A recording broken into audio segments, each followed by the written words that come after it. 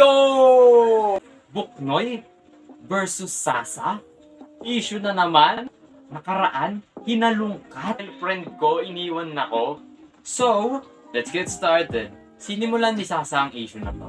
Nagbigay siya ng opinion niya sa podcast about the issue Buknoy recently had 2 months ago. Sinabi niya bakit pa siya binibigyan ng platform. Bakit hindi siya ginaguide ng maayos? Criticize niya yung management tungkol sa kung paano nila hinandle yung situation. Gumawa ako ng video tungkol doon. You can check the video here for more info. Here is Buknoy's response. May nagpakita sa amin ng podcast and podcast siya ni Sasa Girl. So, ito lang yung masabi ko, okay?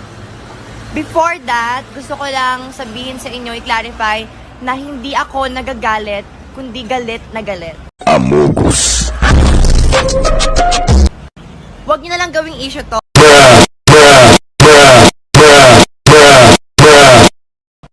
First of all, Sasa Girl, oo, ini-educate mo yung mga taong nagkakamali dito sa TikTok. Pero, bakit kailangan pakialaman yung mga dating issues? Bakit? For what? Para kumita ng pera? Para dumami yung mga fans? Para dumami yung followers? Para saan? Gusto ko malaman kung ano yung point. Kasi, alam mo yun, napakatagal ng issue, gusto mo pang buksan. Ngayon, alam ko, madaming natatakot kay Sasa Girl or whatsoever. Ayoko gawing issue to, pero alam mo, Sasa, sa industriyang to, kailangan piliin mo yung mga taong babanggain mo. Piliin mo yung mga taong kailangan mo i-call out kasi hindi lahat ng taong i-call out mo nagkakamali parate. And lastly, maraming influencers na nagsabi sa akin na bully ka, okay?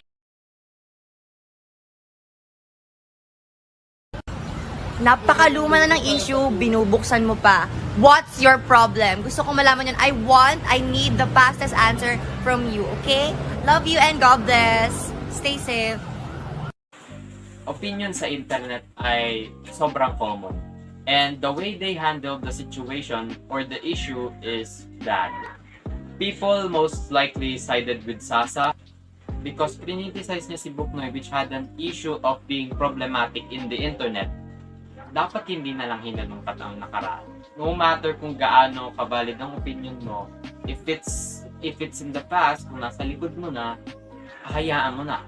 To prevent this kind of issues, dapat hindi na hinahalungkat yung nakaraan. Para kayong mga tweetards, it's like cancel culture, but except Buknoy wasn't canceled. Na-handle sana ng maayos ni Buknoy itong issue na to. Na pinakita or sinabi niya na sana na sinusubukan niyang magbago. Sinabi niya sanang wag na halungkatin ang nakaraan in a very tone manner. Yung talagang mahinahon lang. Pinakita mo lang ulit yung trait na ikinaayaw ng madaming tao sa'yo. And kung nagbago ka na, sana yung ability mo mag-handle ng issue or situation ay baguhin mo. Like, wag nyo nang palakihin yung issue. You could have just said something like, that in a tone manner, parang sabihin mo, if I were you, kung ako nagkamali ako sa past and I've been called out by it, tapos ngayon tinatry ko na magbago, siguro sasabihin ko na sorry kung nagkamali ako nung nakaraan. Tinatry ko na magbago ngayon at pagkatapos ng 2 buwan, tinatry ko na magbago. At sana naman huwag na halungkatin ang nakaraan kasi sinusubukan kong matuto sa pagkakamali ko. ayun lang, ilang segundo lang, tapos na. 'Di ba? Issue resolved. Sabihin ko lang dito na hindi niya deserving ang platform. For now. Kasi kung paano siya mag-handle ng situation or paano niya i-handle yung ganitong issue is not any influencer. Kung influencer ka, dapat hindi ganun ang pag-handle mo ng situation. Criticize ka, although yung criticism medyo late, pero it's a criticism, it's an opinion. Na-call out mo sana siya ng mahinahon na boses lang. Sinabi mo sana dun sa management mo na parang okay na ako na magre-respond. Tapos sinabi mo sana na wag nang halukatin yung nakaraan, na sinusubukan mong matuto sa pagkakamali mo, alam mo nagkamali ka, ganun na. Walang masama kung ibanggit yung pagkakamali mo. Malay mo, binabanggit yon para matuto ka. And I think both sides are at fault. Sasa for bringing up the past and for Buknoy and her management for not responding professionally. medyo maikli lang to kasi wala naman talagang masyadong madaming i-cover. I just said my opinion.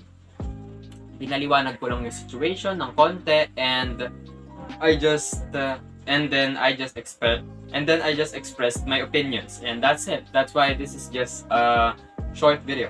But I hope you still enjoyed it. Bye. Lumawan ka! Halika dito! Ano? Ano? Ano? Uy! Ako ako sinasampal! Uy! Ayaw po.